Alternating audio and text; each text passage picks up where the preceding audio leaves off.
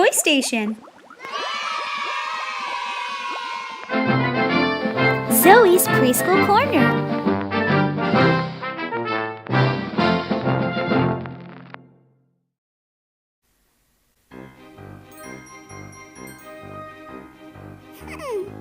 I wonder where everyone's at. Oh, there you are. Hi, boys and girls, and welcome to Zoe's Preschool Corner here at Toy Station. This week is going to be a very, very, very special week because we're going to be celebrating Halloween. Yay! Do you like Halloween? I love Halloween.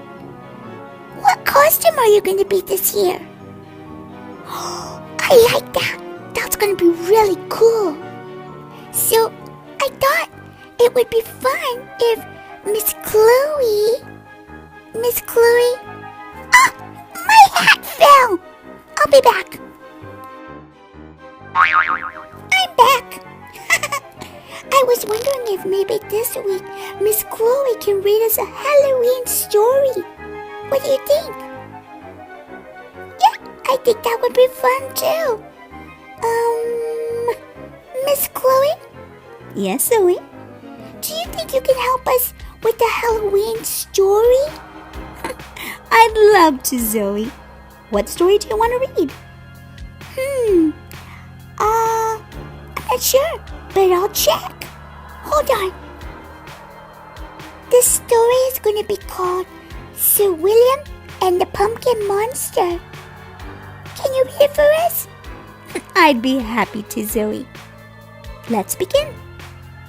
Yay!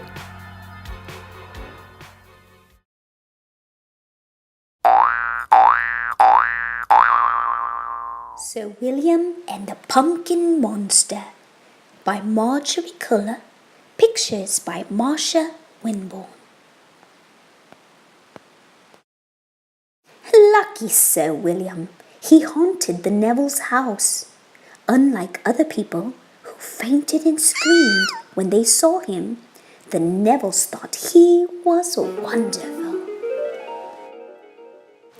When Mr. Neville practiced the piano, Sir William turned the pages of his music. When Mrs. Neville worked in the garden, Sir William helped her water the plants. When Jonathan and Veronica Neville got home from school each day, Sir William played hide-and-go-seek with them. And every afternoon, Sir William fed the Nevilles' animals, their dog Montague, their cat Geranium, and their parrot Priscilla. Indeed, the Nevilles could not imagine life without Sir William. One day in late October, Sir William woke up thinking, I don't want to turn the pages of Mr. Neville's music, or water Mrs. Neville's plants, or play with the Neville children, or feed the Neville pets anymore. I want to make them faint and lose their hair and feel the cold touch of my spidery fingers on their flesh. I want them to be scared of me, and Halloween is a good time to start. On Halloween morning, Sir William attached a ball and chain to his leg and clanked his way to the dining room. Then he hid under the table. When the Neville family sat down for breakfast, Sir William rattled his ball and chain. Miss Neville peered below. Why, Sir William, she said, what are you doing down there? Stop making such a racket. It's breakfast time. Sir William stood up and shook his ball and chain again. Are you feeling unwell? Asked Mr. Neville. Unwell indeed, muttered Sir William as he disappeared through the dining room wall. Geranium was sunning herself in front of the sitting room window. Sir William tiptoed up to her and shouted, Boo! Geranium opened one eye, then shut it again. Impossible cat, said Sir William. Doesn't she know a scary ghost when she sees one? Sees one, echoed Priscilla from her perch. Oh, be quiet, snapped Sir William as he passed through the wall to the garden. Sir William sat in the pumpkin patch, trying to think of something else to do. Then he remembered the skeleton in the town museum. He jumped on Mr. Neville's bicycle and pedaled as fast as he could into town. He ran up the science room in the museum and stole the skeleton from its case. Then he tucked it under his arm and bicycled back to the Nevilles' house. Many people screamed and fainted when they saw Sir William, but he didn't notice. He was too busy thinking about what he was going to do next. When he got home, he sat the skeleton in the chair near Mr. Neville's piano. "Oh, there you are, Sir William," said Mr. Neville, entering the room from his morning practice. "I've been looking all over for you." Sir William shook the skeleton so that its bones clicked and clacked. "Really, Sir William, you look ridiculous playing with that skeleton. Why don't you give it to Montague? He loves to gnaw on bones." "You just don't appreciate a scary skeleton when you see one," grumbled Sir William. He clambered up to the attic, where he spent the rest of his day trying to think up a way to scare the Neville children. Finally, he thought of one. When it was dark, he raided all the closets in the house. He put on a wig of scraggly hair and painted his fingernails black. Then he dressed up in a ragged gown that had belonged to Mrs. Neville's great-aunt Agatha. He took a broom from the pantry closet and tiptoed out into the chilly night. The moon was full, and trick-or-treaters were walking up and down the street. Sir William hid behind some bushes, waiting for Jonathan and Veronica to walk by in their Halloween costumes.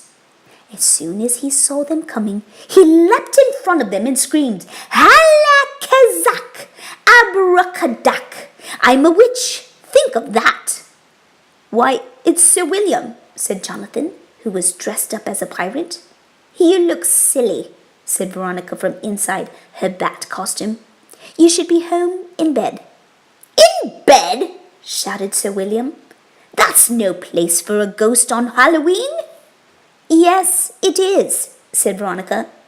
"You know you shouldn't be out scaring little kids."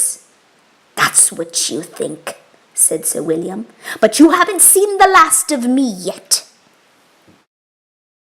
"Silly children," he muttered as he stomped down the street. "I'll show them." But as he turned the corner, he came face to face with an enormous monster. It had a huge pumpkin head with fiery eyes and jagged teeth.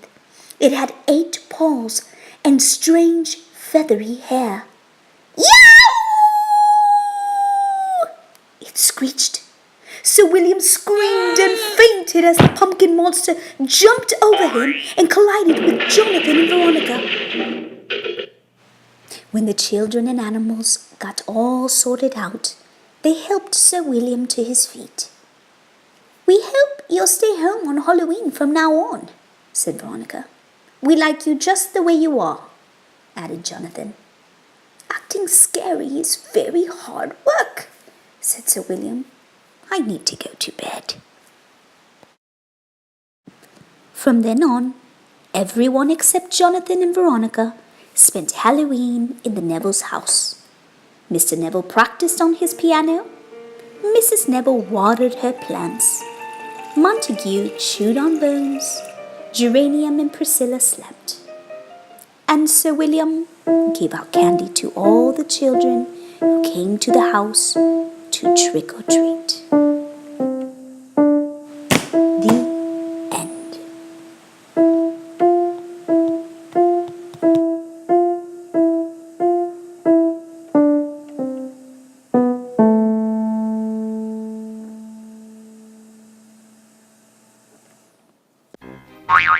So what'd you think, boys and girls? Did you like the story? I liked it. I thought it was pretty fun. Boys and girls, be sure to stay tuned this week for even more super fun Halloween videos here. I want to show you some really fun things, okay? Stay tuned, and I'll see you real soon. My hat!